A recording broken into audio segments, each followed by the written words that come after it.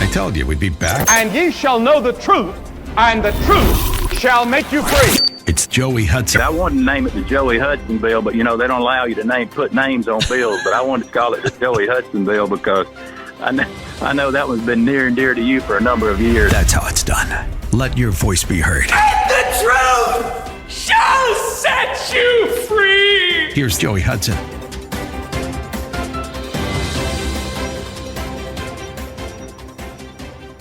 Our next guest is no stranger to you. First elected to the South Carolina House of Representatives in 2004, then on to the governor's mansion. Then President Donald Trump asked her to join his administration as U.S. ambassador to the UN. Yesterday, Nikki Haley's book, With All Due Respect, Defending America with Grit and Grace, went on sale nationwide.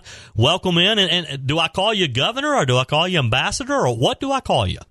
You call me Nikki. Those were each points in time. It's just Nikki. Good morning, Joey. It's great to be with you. Good to have you as well. And you are very busy. I've seen you everywhere as your book was released to sell yesterday, and you've been making all the news rounds. I saw you on Hannity and all those shows. Now you're making time for the Morning Answer. You're getting down to the good stuff. That's exactly right. It's interesting because I've enjoyed taking a bit of a hiatus away from the media. So 11 months of a break was certainly welcome. But it's great to be out there again. But certainly I have to say talking with you is going to be my favorite among all of those media outlets because I do miss home, and it's great to talk to another South Carolinian. That was a good answer. Thank you. It's good to have you as well. Let's just jump right in. Obviously, you've been in the news throughout the week. Yesterday I watched your interview with Savannah Guthrie, and she kept asking you the question about, whether you'd consulted with the president. You told the president about the conversation and all. The idea of what's starting this week, the public testimony with the impeachment trial. You had a pretty interesting and simple response. We're less than a year away from elections. Let the people decide. And that's how it should be, right?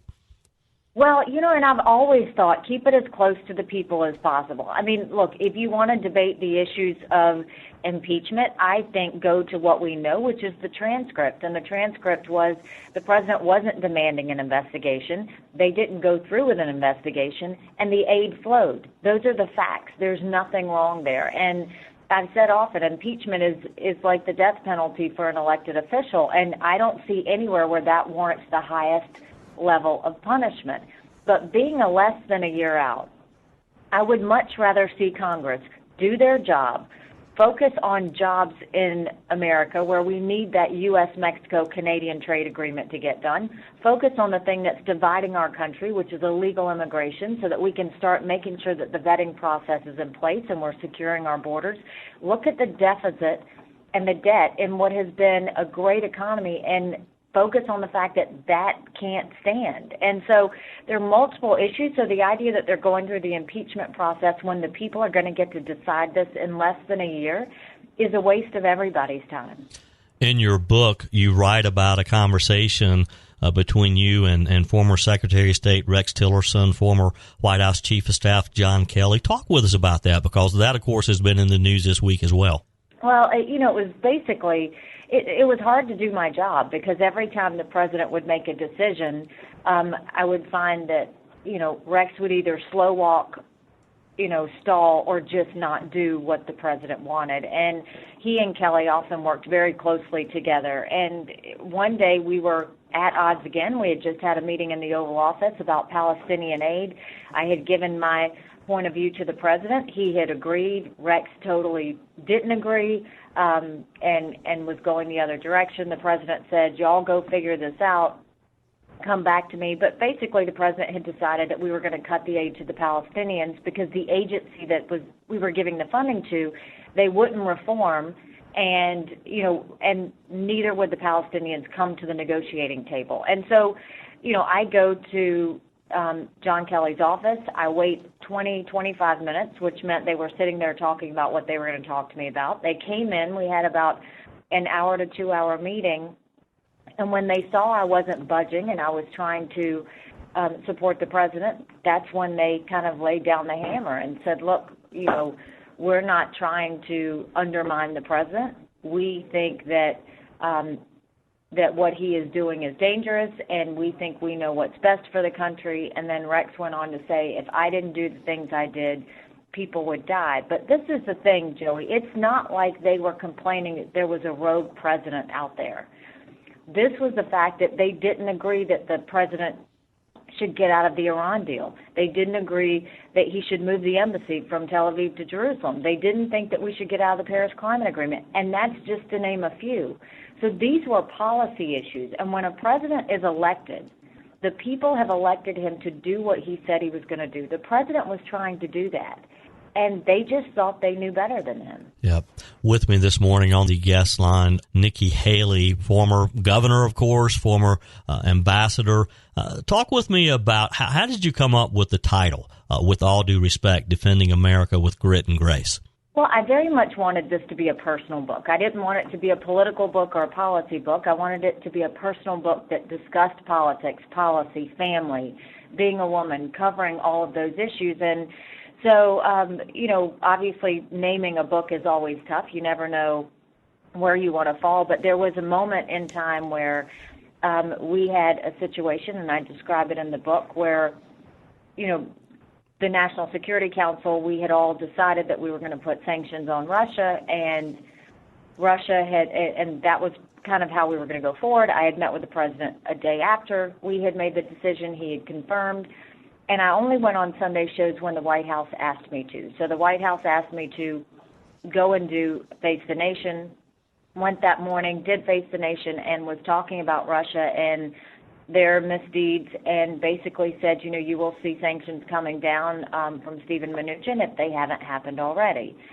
And I got a call that afternoon, and Steven said, Nikki, we've got a problem. He said, someone should have called and told you, but the president changed his mind. Yep. Now, Joey, the president has every right to change his mind. He is the president. He can do that. So I said, no worries. I said, y'all just need to put out a statement and fix it.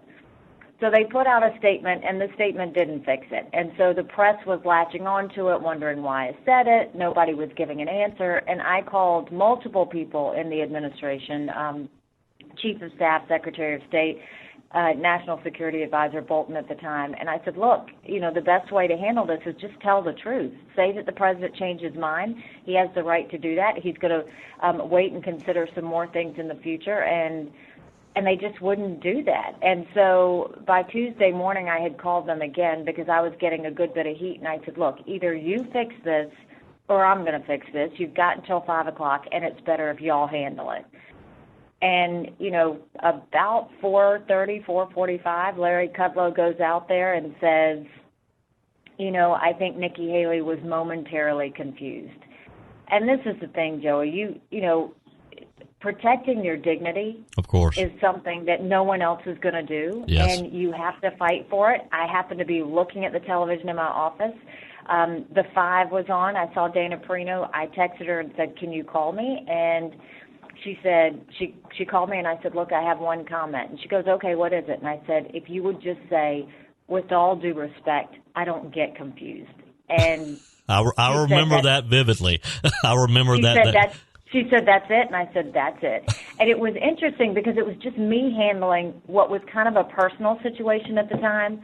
But what surprised me, Joey, was before I knew it, the comment was on T-shirts, it was on mugs, it was like on bumper stickers, and it just went viral, which says, more about times where people have had to deal with issues like that than actually what I had to deal with. So that's where the title of the book came from. Well, and I remember that statement now that you refreshed my memory. I talked about it on the show the very next day. So I got to go back in time just a bit. I remember the first time I met you. Now, you have no recollection of this, I know, but I was at a news conference with Richland County Sheriff Leon Lott. I was involved with Crime Stoppers at the time. We were rolling out a new statewide program. You, as a fairly new state representative, came over to our news conference that day. And I just remember being impressed with you that day because you were there, first of all, to support law enforcement, but you've never looked back. I mean, you went from the State House to become the first female governor of South Carolina and then on to the Trump administration. Back in 2004, when you were first elected to the State House, did you ever dream that we would be talking about your book and you'd be on this national book tour? No, I certainly didn't. You know, I've never been one that's planned my life, thought what I wanted to be 5 or 10 years out.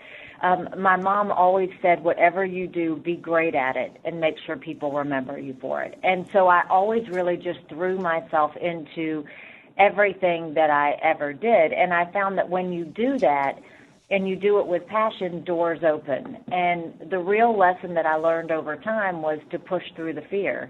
Because when challenges come up, your tendency is to step back.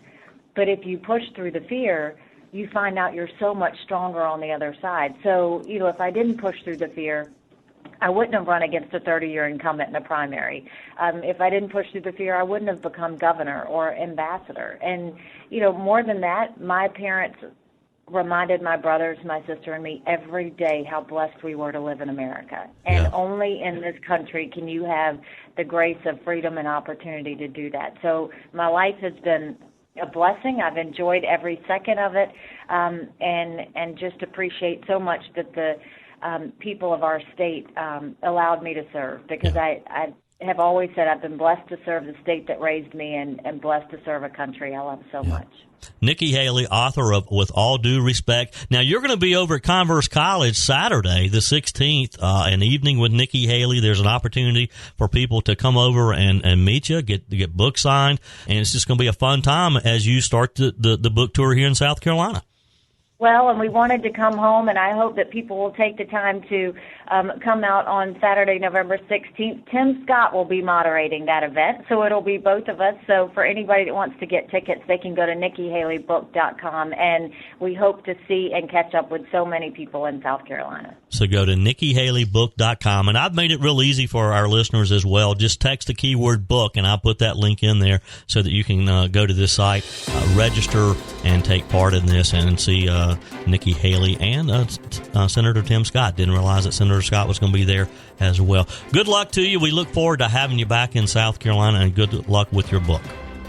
Thanks so much, Joey. It was a great time. Thank you. Always a pleasure. Nikki Haley, author of With All Due Respect. For information on Saturday's event at Converse College, just text BOOK, B-O-O-K, to 877-235-9405. That's BOOK,